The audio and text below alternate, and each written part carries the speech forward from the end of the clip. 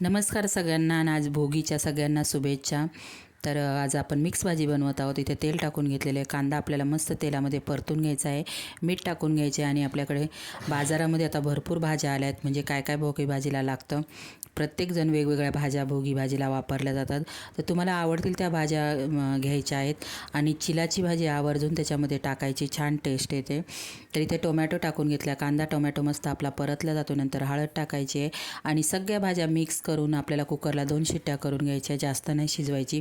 तुमचा घरगुती कोणताही मसाला असेल तो टाकायचा, आपल्याला शेंगदाण्याचा कुटाचा वापर करायचा आहे, तिळाच्या कुटाचा वापर करायचा। इथे बघा शिजलेल्या भाज्या मी पूर्ण टाकून घेतलेल्या, कुकरला शिजून घेतलेल्या आणि मिक्स करायचं आपल्याला। वरून शेंगदाण्याचा कूट, तिळाचा कूट, कोणी कोणी खुरसणीचा कूट पण टाकतो, तर त्याने भाजी काळी दिसते म्हणून मी टाकलेला नाही। तर इथे बघा मस्त अशी आपली भोगीची भाजी तयार झालेली आहे।